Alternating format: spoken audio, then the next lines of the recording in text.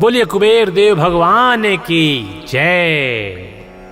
भक्तों, कुबेर देव का नाम सुनते ही मन में एक उत्साह उत्पन्न हो जाता है, क्योंकि यही भगवान हैं जो आपके घर की तिजोरी को भरते हैं, आपके व्यापार की तिजोरी को भरते हैं, धन धान्य से परिपूर्ण कर देते हैं।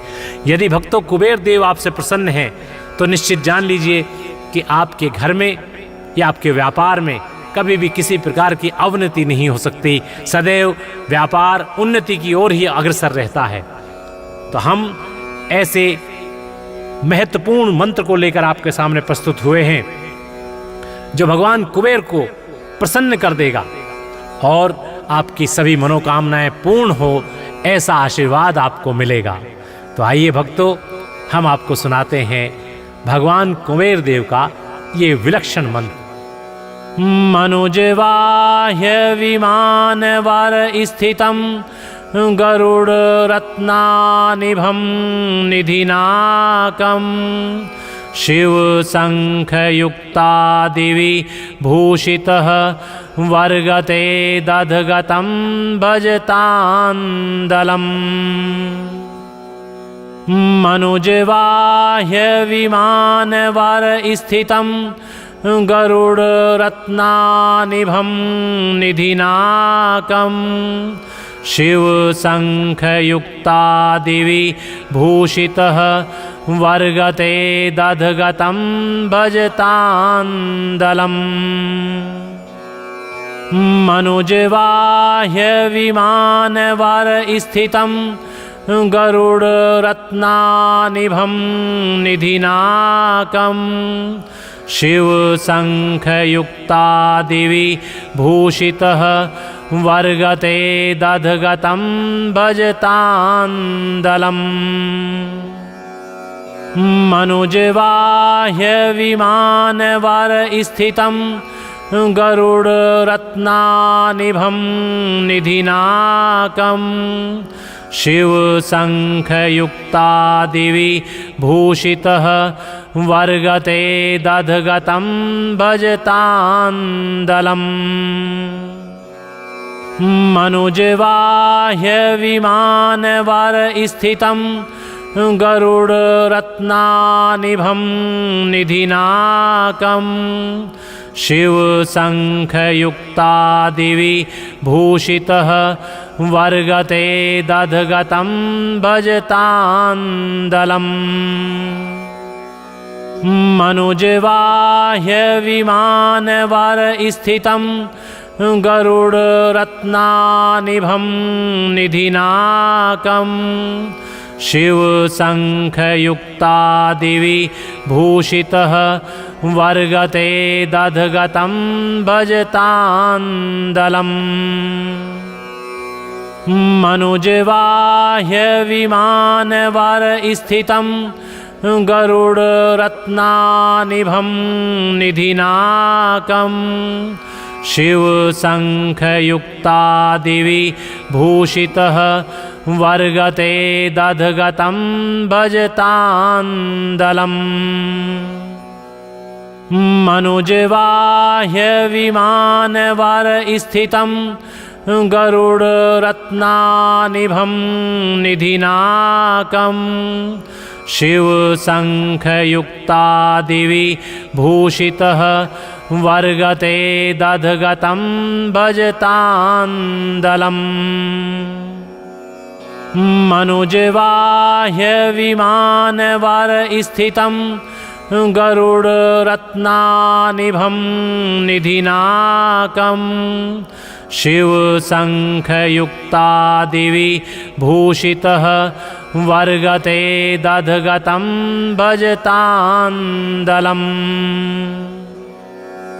मनुजवाह्य विमान वर स्थितं गरुड़ रत्नानिभं निधिनाकं शिव शंख युक्ता दिवि भूषितः वर्गते दधगतं भजतांदलम्।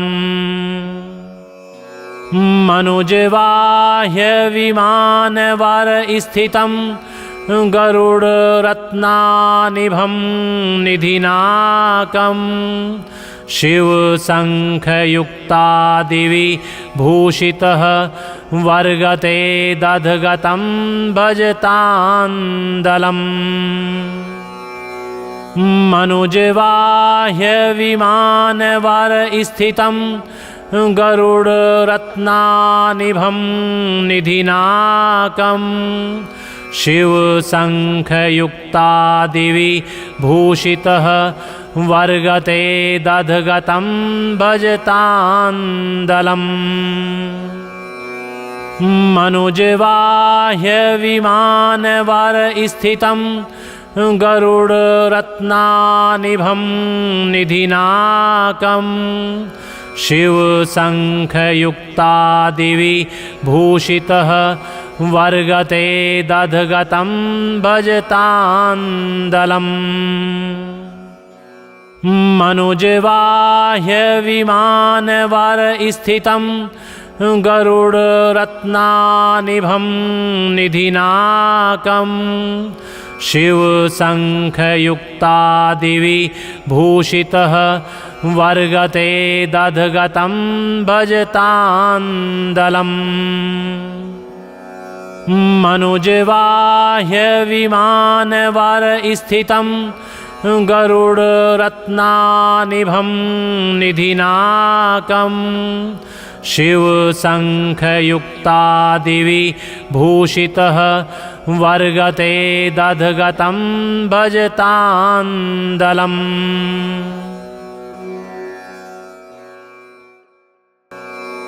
मनुजवाह्यविमानवर-स्थितं गरुडरत्नानिभं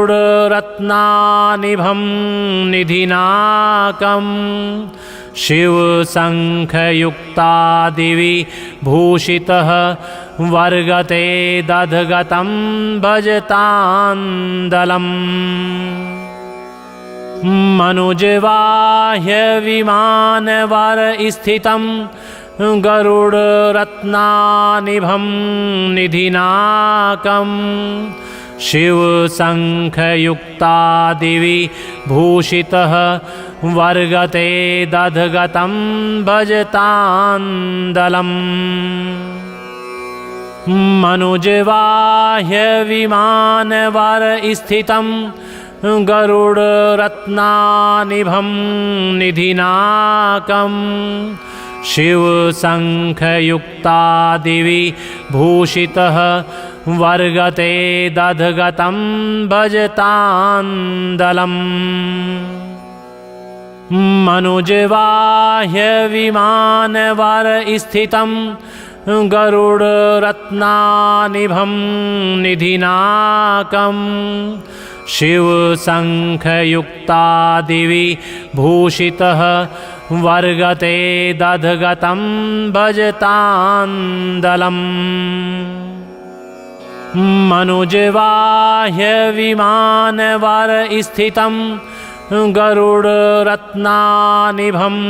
निधिनाकं शिवशङ्खयुक्ता दिवि भूषितः वर्गते दधगतं भजतान्दलम्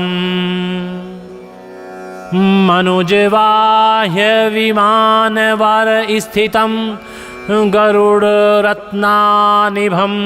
निधिनाकं शिवशङ्खयुक्ता दिवि भूषितः वर्गते दधगतं भजतान्दलम् मनुजवाह्यविमानवर-स्थितं गरुडरत्नानिभं निधिनाकं शिवशङ्खयुक्ता दिवि भूषितः वर्गते दधगतं भजतान्दलम्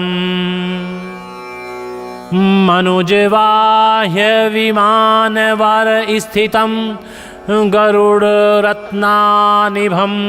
निधिनाकं शिवशङ्खयुक्ता दिवि भूषितः वर्गते दधगतं भजतान्दलम् मनुजवाह्यविमानवर-स्थितं गरुडरत्नानिभं निधिनाकं शिवशङ्खयुक्तादिविभूषितः वर्गते दधगतं भजतान्दलम् मनुजवाह्यविमानवरस्थितं गरुडरत्नानिभं निधिनाकं शिवशङ्खयुक्तादिविभूषितः वर्गते दधगतं भजतान्दलम् मनुजवाह्यविमानवरस्थितं गरुडरत्नानिभं निधिनाकं शिवशङ्खयुक्तादिविभूषितः वर्गते दधगतं भजतान्दलम्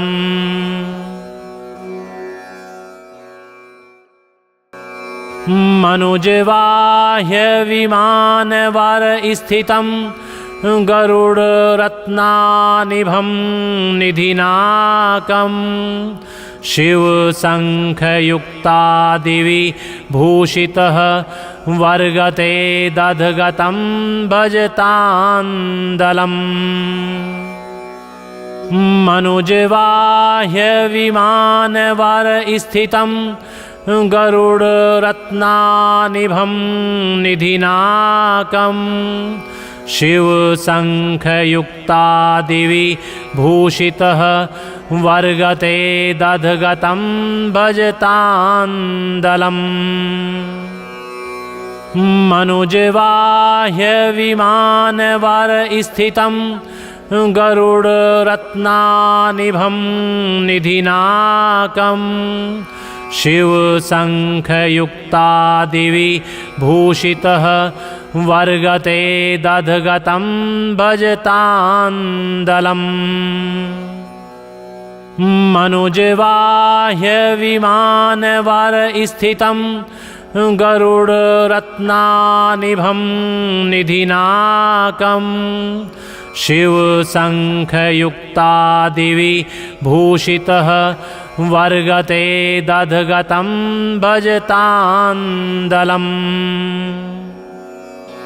मनुजवाह्यविमानवरस्थितं गरुडरत्नानिभं निधिनाकं शिवशङ्खयुक्तादिविभूषितः वर्गते दधगतं भजतान्दलम् मनुजवाह्यविमानवरस्थितं गरुडरत्नानिभं निधिनाकं शिवशङ्खयुक्तादिविभूषितः वर्गते दधगतं भजतान्दलम्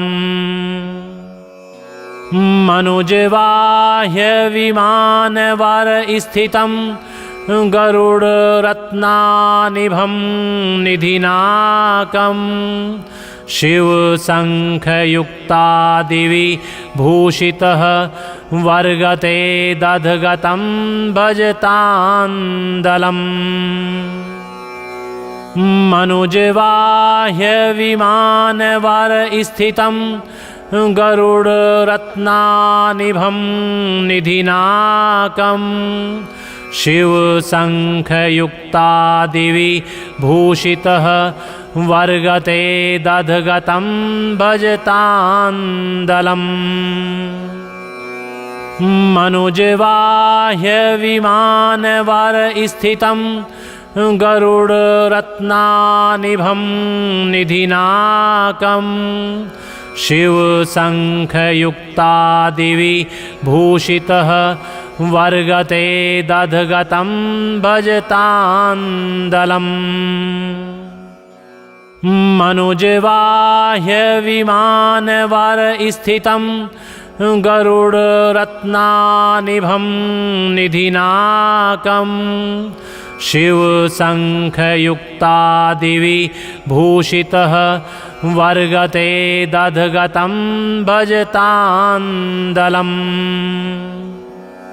मनुजवाह्य विमानवर स्थितं गरुडरत्नानिभं निधिनाकम् शिवशङ्खयुक्तादिविभूषितः वर्गते दधगतं भजतान्दलम्।